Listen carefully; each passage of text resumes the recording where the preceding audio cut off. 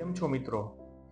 આજે આપણે orthopaedic doctor કે હેન્ડ સર્જન પાસે જઈએ અથવા કોઈ પણ બીજા મણકાની તકલીફ કોઈ ડોક્ટર પાસે જઈએ તો કયા રિપોર્ટ ક્યારે કરાવવા એના વિશેની થોડી પ્રાથમિક માહિતી આપું છું.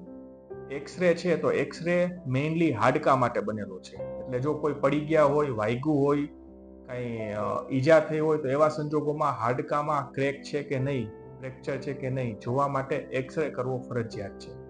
ઓકે. હવે જ્યારે નસની તકલીફ હોય, નસની, ચેતાની નસ, લોહીની નસ કે પછી મણકામાં ગાદી ખસી ગઈ, કોઈ બીજા હાડકા સિવાયના કોઈ પણ બીજા પ્રશ્ન હોય, જેમ કે ચાલતા ચાલતા ગોઠણ ઢચકાઈ ગયો તો લિગામેન્ટ તૂટી જાય, તાણિયામાં ઈજા આવે, અથવા ઘૂંટી ઢચકાઈ જાય, મચકોડ આવી જાય, તો એવા સંજોગોમાં જ્યારે એક્સરે નોર્મલ હોય અને હાડકા સિવાય બીજા કોઈ પણ ભાગમાં ઈજા હોય તો એના નિદાન માટે સોનોગ્રાફી અથવા એમઆરઆઈ કરાવી શકાય. સોનોગ્રાફી અને એમઆરઆઈ બંને રિપોર્ટમાં હાડકા સિવાયની અગત્યની ઇન્ફોર્મેશન પણ મળતી હોય છે. એના ઉપરાંત એક સીટી સ્કેન નામનો રિપોર્ટ પણ હોય છે. સીટી સ્કેનનો રિપોર્ટ પણ મુખ્ય રીતે હાડકાની ઈજા જાણવા માટે જ કરવામાં આવે છે.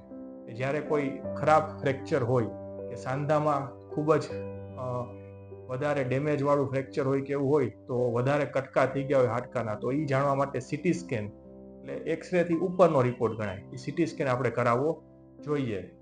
એ જ રીતે મેં તમને હમણાં સમજાવ્યું એમ સોનોગ્રાફી અને એમઆરઆઈ.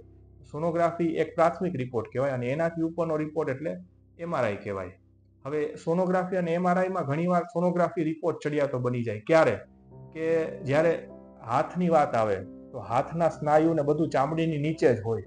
આંગળા, હાથ, નસ જે આપણે અહીંયા આવતી હોય એ બધાનું જ્યારે તપાસ કરવી હોય તો સોનોગ્રાફી અહીંયા આંગળાના સ્નાયુમાં ને એમાં આપણે કરીએ તો ત્યારે મુવમેન્ટ ચાલુ હોય ને એવી રીતે પણ આપણે સોનોગ્રાફી કરી શકીએ તો સ્નાયુની વધારે ચોકસાઈપૂર્વક માહિતી મળે. જ્યારે એમઆરઆઈ કરાવતા હોય તો એમાં તમારે સ્થિર રહેવું પડે, એમાં બોડી હલાવાય નહીં, એટલે મુવમેન્ટ વગરનો જ રિપોર્ટ કહેવાય.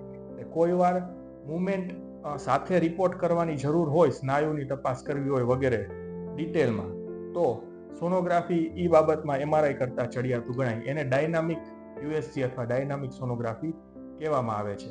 એ ઉપરાંત એમઆરઆઈ અને સીટી સ્કેન કરતી વખતે ઘણીવાર ઇન્જેક્શન આપીને પણ રિપોર્ટ કરતા હોય છે. એટલે એકચ્યુઅલી કયા રિપોર્ટ કરાવવા એ બધી પ્રોપર માહિતી તમને તમારા ડોક્ટર પાસેથી જ મળશે. એટલે કોઈ પણ તકલીફ હોય તો પહેલા ડોક્ટર પાસે જાઓ, એ નિદાન કરશે ને પછી તમને રિપોર્ટ કે એ પ્રમાણે કરાવવા જોઈએ. Thank you.